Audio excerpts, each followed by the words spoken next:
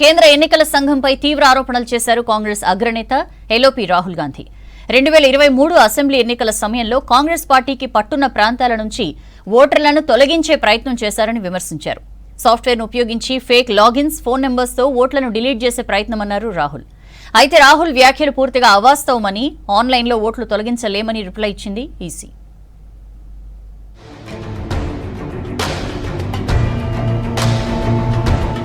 కర్ణాటకలో కాంగ్రెస్ టార్గెట్ గానే ఓట్ల తొలగింపు జరిగిందని ఆరోపించారు ఎల్ఓపి రాహుల్ గాంధీ. ఢిల్లీలోని ఇందిరాభవన్ వేదికగా కర్ణాటకలో ఓట్ల చోరీ జరిగిన తీరును ఆధారాలతో సహా బయటపెట్టారు.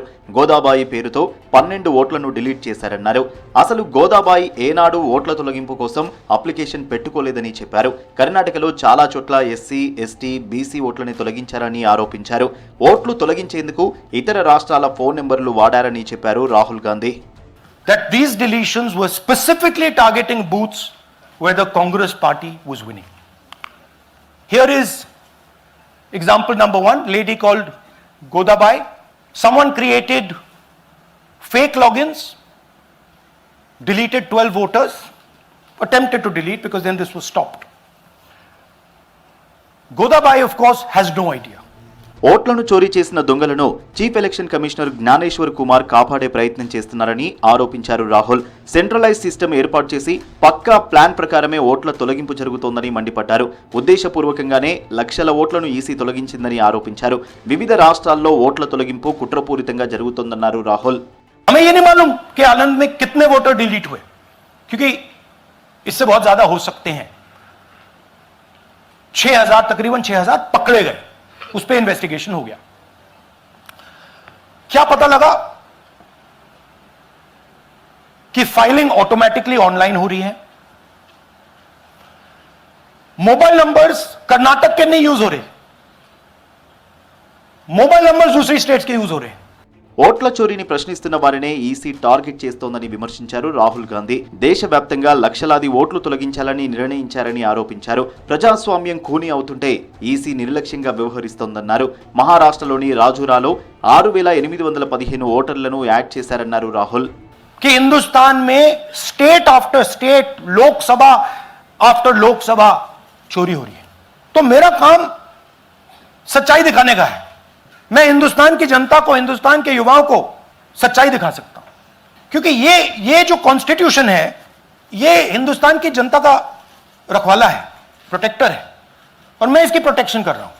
ఎన్నికల ముందు ఓట్లను తొలగిస్తున్నారన్న ఎల్ఓపి రాహుల్ చేసిన వ్యాఖ్యలను ఖండించింది కేంద్ర ఎన్నికల సంఘం.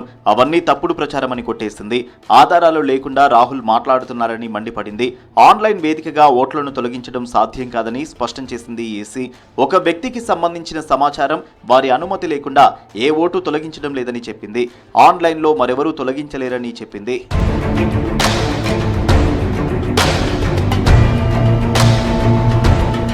ఓటు చోరీపై కేంద్ర ఎన్నికల సంఘం ఇచ్చిన రిప్లైకి స్ట్రాంగ్ కౌంటర్ ఇచ్చారు రాహుల్ గాంధీ. అలంద్ అభ్యర్థి జరిగిన మోసాన్ని బయటపెట్టిన తర్వాతే స్థానిక ఎన్నికల అధికారి ఎఫ్ఐఆర్ నమోదు చేశారన్నారు. కానీ సిఐడి విచారణను సిఈసి బ్లాక్ చేసిందన్నారు. కర్ణాటక సిఐడి 18 నెలల్లో 18 లేఖలు రాసి అన్ని సాక్ష్యాలను ఇవ్వమని కోరినా సిఈసి ఇవ్వలేదని ట్వీట్ చేశారు రాహుల్.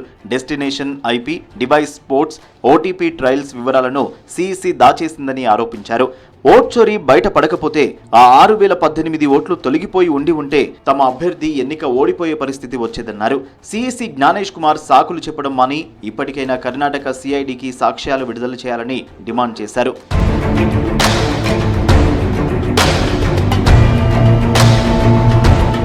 రాహుల్ చేసిన వ్యాఖ్యలను కాంగ్రెస్ సహా ఇండియా కూటమి నేతలు సమర్థిస్తున్నారు. 100కు 100% ఓట్ల చోరీ జరిగిందని స్పష్టం చేస్తున్నారు. ఓట్ల చోరీ జరగలేదని ఈసీ కొట్టిపారేస్తోందే కానీ ఆధారాలు చూపించట్లేదని మండిపడుతున్నారు నేతలు. దమ్ముంటే రాహుల్ వ్యాఖ్యలు తప్పని నిరూపించాలన్నారు. ఓట్ల చోరీ అంశంపై రాహుల్ గాంధీ మాట్లాడింది 200% కరెక్ట్ అన్నారు ఇండియా కూటమి నేతలు. పక్కా ఆధారాలతో కర్ణాటకలో జరిగిన ఓట్ల చోరీని రాహుల్ బయటపెట్టారన్నారు. ఈసీ సరైన సమాధానం చెప్పాలని డిమాండ్ చేశారు. మరోవైపు రాహుల్ గాంధీ ఫ్రస్ట్రేషన్లో మాట్లాడుతున్నారని విమర్శించారు ఎన్డీఏ కూటమి నేతలు. ప్రభుత్వాన్ని, ఈసీని విమర్శించడమే పనిగా పెట్టుకున్నారని మండిపడ్డారు. ఓటర్ల జాబితాలో ఎలాంటి అక్రమాలు జరగలేదన్నారు బీజేపీ నేతలు.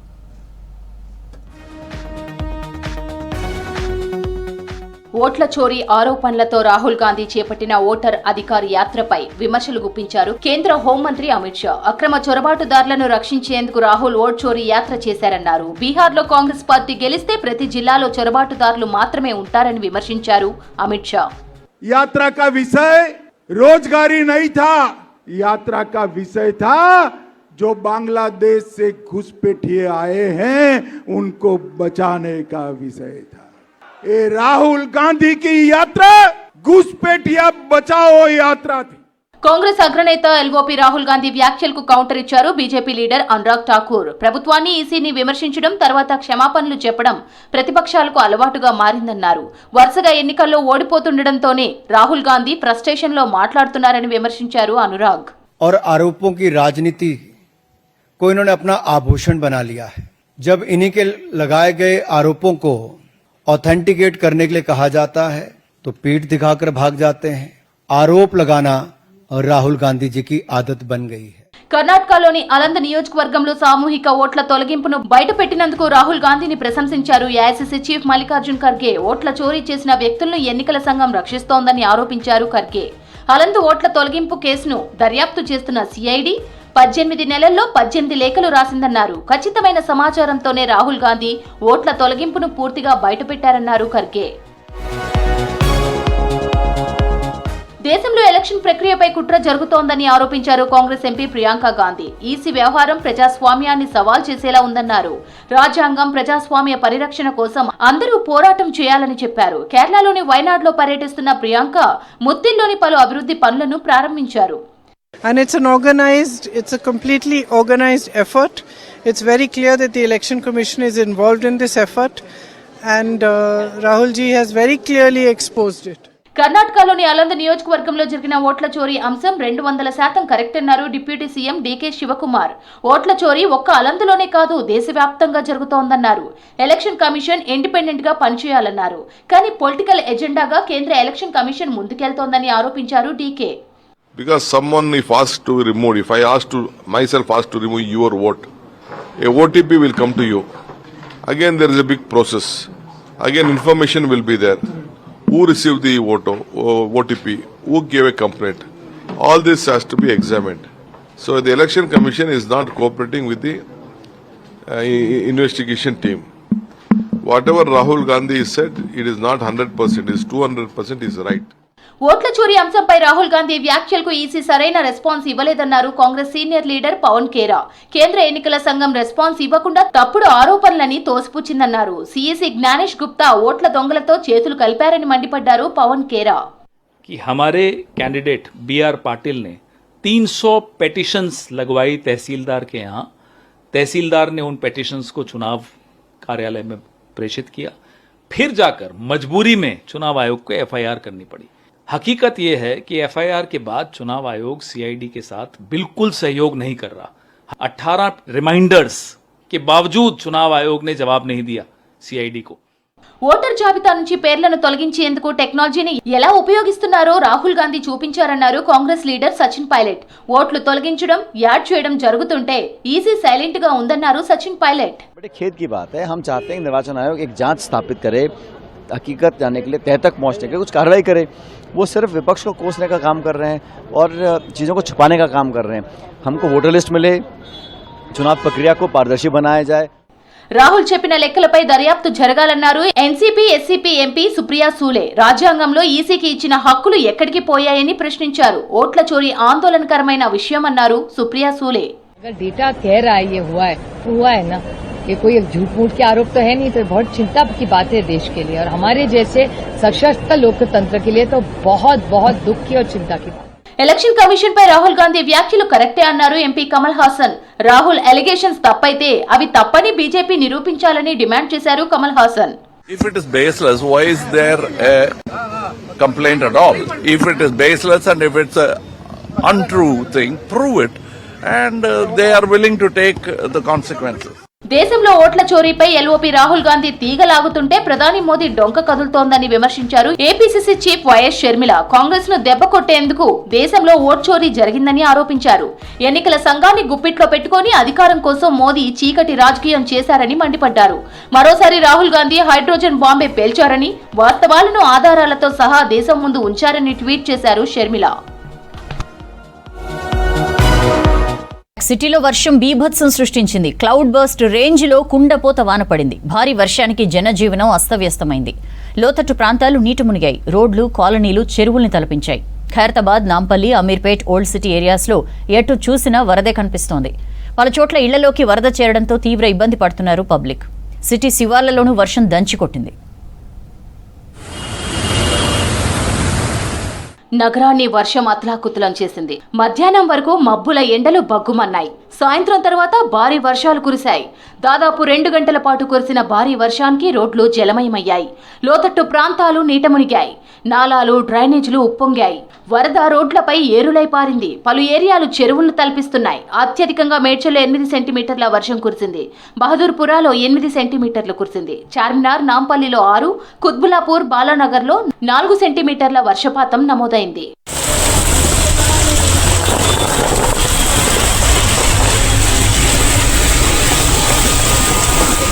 బంజారాహిల్స్, జూబ్లీహిల్స్, మెహదీపట్నం, ఆసిఫ్ నగర్, టోలీ చౌకీ, ఫిలిం నగర్ లో ఈదురుగాలులతో భారీ వర్షం పడింది. బంజారాహిల్స్ రోడ్ నెంబర్ 12 లో ఒక్కసారిగా భారీ వర్షం కురిసింది. కమాండ్ కంట్రోల్ సెంటర్ ముందు వరద నిలిచింది. దీంతో రోడ్ క్లోజ్ చేసి ట్రాఫిక్ ను మళ్లించారు పోలీసులు. అటు ఖైరతాబాద్ లో కుండపోత వాన అల్లకల్లోలం సృష్టించింది. ఓవైపు మోకాల్లోతు వరద, మరోవైపు ట్రాఫిక్ జామ్ తో ఇబ్బంది పడ్డారు పబ్లిక్.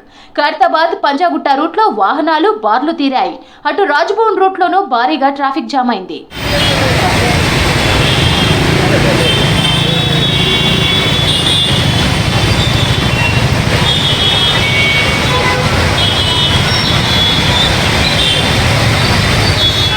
నాంపల్లిలో పరిస్థితి మరీ అధ్వానంగా మారింది. రోడ్లపై భారీ వరద చేరి బైక్లు, కార్లు దాదాపు మునిగిపోయాయి.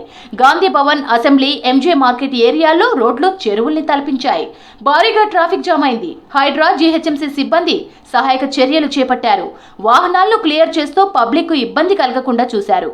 అటు అబిడ్స్, కోటి, సుల్తాన్ బజార్, నారాయణగూడ, బషీర్బాగ్ లోనూ వాన దంచికొట్టింది.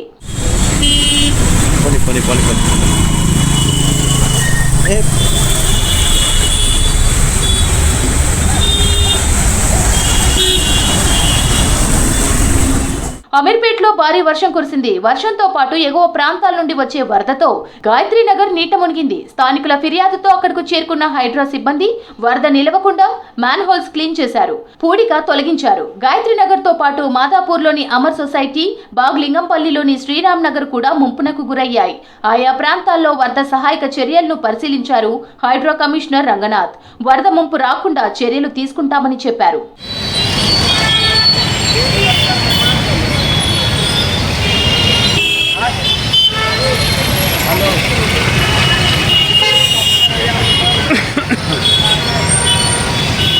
సికింద్రాబాద్ కంటోన్మెంట్, మారేడుపల్లి, బోయిన్పల్లి ఏరియాల్లో వర్షానికి కాలనీలు నీట మునిగాయి. కంటోన్మెంట్ నియోజకవర్గం 150వ డివిజన్లో 6 కాలనీలు ముంపునకు గురయ్యాయి. వరద ఇళ్లలోకి చేరడంతో ఆవేదన చెందుతున్నారు బాధితులు. అలాగే సైదాబాద్, మలక్పేట్, నాగోల్, ఉప్పల్లోనూ భారీ వర్షం పడింది.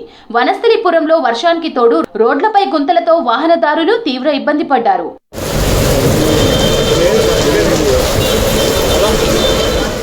ఐటీ కారిడార్లో వర్షానికి ఉద్యోగులు ఇబ్బందులకు గురయ్యారు. ఆఫీసుల నుంచి ఇళ్లకు వెళ్లే టైంలో వర్షం కురవడంతో రోడ్లపై భారీగా ట్రాఫిక్ జామ్ అయింది. కొండాపూర్, మాదాపూర్, గచ్చిబౌలిలో వందలాది వాహనాలు రోడ్లపై క్యూ కట్టాయి. అటు కుకట్పల్లి, కేపీహెచ్బీ, జేఎన్టీయూ ఏరియాల్లోనూ వర్షానికి అవస్థలు పడ్డారు పబ్లిక్.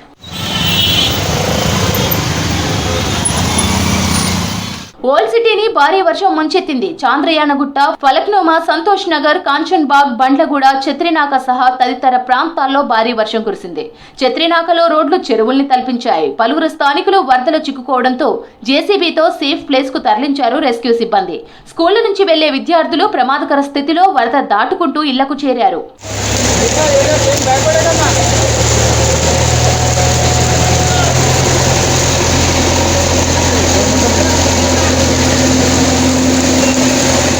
సిటీ శివార్లలోనూ వర్షం బీభత్సం సృష్టించింది. కుత్బుల్లాపూర్, సుచిత్ర, కోంపల్లి, జీడిమెట్ల, చింతల్, షాపూర్ నగర్, జగద్గిరిగుట్టలో భారీ వర్షం పడింది. కుత్బుల్లాపూర్లో కాలనీలు నీట మునిగాయి, డ్రైనేజ్లు ఉప్పొంగాయి, బైకులు నీటిలో మునిగిపోయాయి. మోకాళ్ల లోతు వరదలో తీవ్ర ఇబ్బంది పడ్డారు వాహనదారులు. అటు బండ్లగూడ, కిస్మత్పుర, హైదర్షా కోట్, నార్సింగి, పుప్పాలగూడ, మణికొండ, గండిపేట్ పరిసర ప్రాంతాల్లోనూ వర్షం దంచుకొట్టింది.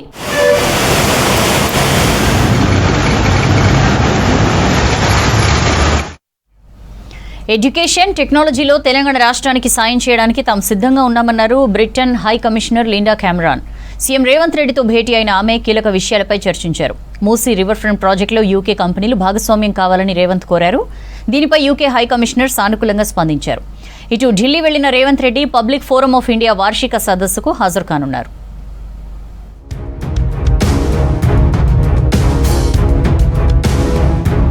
జూబ్లీహిల్స్ నివాసంలో బ్రిటిష్ హై కమిషనర్ లిండీ కామెరాన్తో ముఖ్యమంత్రి రేవంత్ రెడ్డి భేటీ అయ్యారు. ఈ భేటీకి హైదరాబాద్లోని British high commissioner Gareth Wyn Owen, political economy adviser Nalini Raghuraman, CM special secretary Ajith Reddy, Vishnuvardhan Reddy హాజరయ్యారు.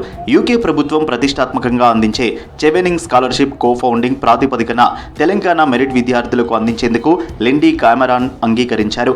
ఎడ్యుకేషన్, టెక్నాలజీ సంబంధిత రంగాల్లో సహకారం అందించేందుకు సిద్ధంగా ఉన్నట్లు ముఖ్యమంత్రికి వివరించారు British high commissioner.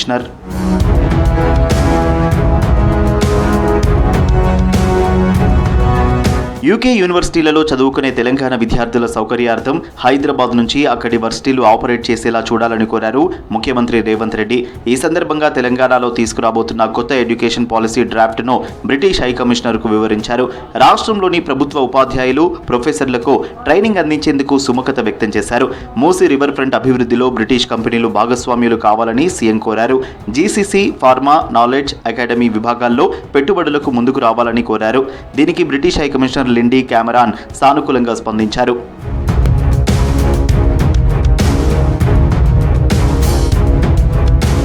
Miryalaguda MLA Battula లక్ష్మారెడ్డిని అభినందించారు ముఖ్యమంత్రి రేవంత్ రెడ్డి. సీఎం రిలీఫ్ ఫండ్కు లక్ష్మారెడ్డి 2 కోట్ల రూపాయల చెక్కును అందజేయడంపై సీఎం హర్షం వ్యక్తం చేశారు. లక్ష్మారెడ్డి కుమారుడి వివాహం ఇటీవల కాగా రిసెప్షన్ క్యాన్సిల్ చేసుకున్నారు. దానికయ్యే ఖర్చును రైతుల కోసం విరాళంగా ఇచ్చారు. తన నియోజకవర్గ రైతుల కోసం 2 కోట్ల డబ్బును ఖర్చు చేయాలని సీఎంను కోరారు ఎమ్మెల్యే లక్ష్మారెడ్డి.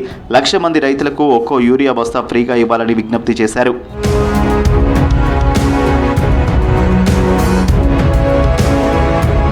మంత్రి ఉత్తమ్ కుమార్ రెడ్డి నివాసానికి వెళ్లారు ముఖ్యమంత్రి రేవంత్ రెడ్డి. ఉత్తమ్ తండ్రి పురుషోత్తం రెడ్డి సంవత్సరీకం కార్యక్రమానికి హాజరయ్యారు. ఈ సందర్భంగా పురుషోత్తం రెడ్డి చిత్రపటానికి పూలమాల వేసి నివాళులర్పించారు సీఎం రేవంత్.